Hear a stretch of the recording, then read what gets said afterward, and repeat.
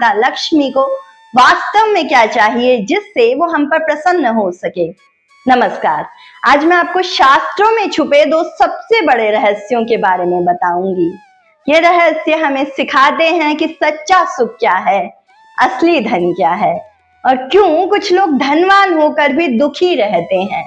तो अगर आप वाकई ये जानना चाहते हैं कि कड़ी मेहनत के बाद भी क्यों कुछ लोगों को पैसा नहीं मिलता और क्यों कुछ बेहद बुरे लोग बहुत अमीर हो जाते हैं, तो फिर ये वीडियो आपके लिए है। मैं आपको विश्वास दिलाती हूँ कि इस वीडियो के आखिरी तक धन और समृद्धि को देखने का आपका नजरिया हमेशा के लिए बदल जाएगा। तो इस वीडियो को पूरा जरूर देखें। तो साथियों, हमारे धर्म ग्रंथों में ये स्पष्ट बताया गया है कि माता लक्ष्मी सिर्फ धन की देवी नहीं है, वे जीवन के उन गुणों के प्रतीक है जो सच्चा सुख और समृद्धि लाते हैं। स्कंद पुराण में एक सुंदर कथा के माध्यम से ये समझाया गया है कि माता लक्ष्मी को प्रसन्न करने के लिए हमें किन गुणों को अपनाना चाहिए, क्योंकि ये सिर्फ पूजा की बात नहीं बल्कि जीवन जीने की कला है। तो आइए एक एक करके समझना शुरू करते हैं। सबसे पहला, माता लक्ष्मी ही घर की मंगला देवी है। इसका मतलब होता है कि जिस घर में ज्ञान, सत्य, प्रेम, पवित्रता और सुख शांति होती है, वहीं माता लक्ष्मी निवास करती है। ध्यान दीजिए कि धन केवल बाहर की वस्तु नहीं है बल्कि हमारे आंतरिक वातावरण का प्रतिबिंब है। अगर आपका घर प्रेम और सम्मान से भरा है तो धन भी आएगा और बिल्कुल ठहरेगा। दूसरा, माता लक्ष्मी ही सावित्री है, यानी कि ब्रह्माणी है। ये बात हमें सिखाती है कि धन कमाने के लिए हमारे विचार समाज की सेवा का भाव लिए हुए होने चाहिए।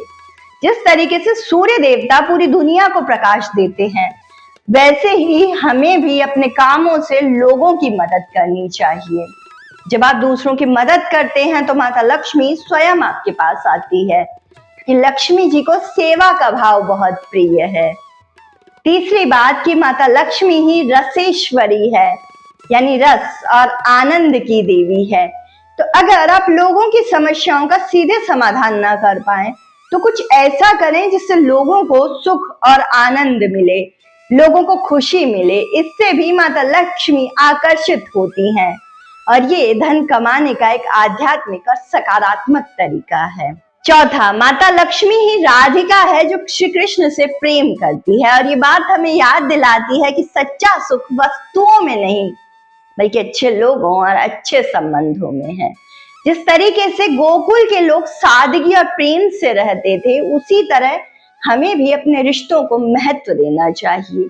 जब घर में प्रेम होगा तो लक्ष्मी जी स्थायी रूप से रहेगी। पांचवा, माता लक्ष्मी ही पतित पावनी है। इसका सबसे गहरा अर्थ ये है कि हमें अपने जीवन से अज्ञान, क्रोध, घृणा और नकारात्मकता इन सबको हटा देना होगा। जैसे एक साफ और पवित्र जगह पर ही शुद्ध पानी रुकता है, उसी तरीके से एक पवित्र और सकारात्मक मन में ही माता लक्ष्मी का निवास होता है। तो इस सारी बात का निष्कर्ष ये है कि माता लक्ष्मी को केवल धन या पूजा नहीं चाहिए होती, उन्हें एक ऐसा हृदय और एक ऐसा घर चाहिए होता है जहां ये सभी गुण मौजूद हो, जहां प्रेम हो, सम्मान हो और पवित्रता हो। वहीं पर माता लक्ष्मी स्थायी निवास करती है। तो फिर क्या आपके घर में ये सारे गुण मौजूद हैं? अगर नहीं तो इन गुणों को आप अपने घर में कैसे लाएंगे?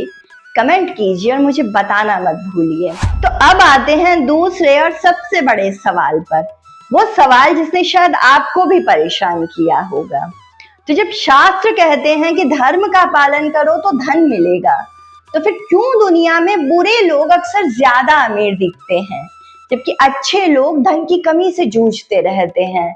इस रहस्य को समझने के लिए हमें श्रीमद् देवी भागवत महापुराण से एक बहुत गहरा उपदेश मिलता है और ये उपदेश हमें बताता है कि धन के हमेशा दो रूप होते हैं।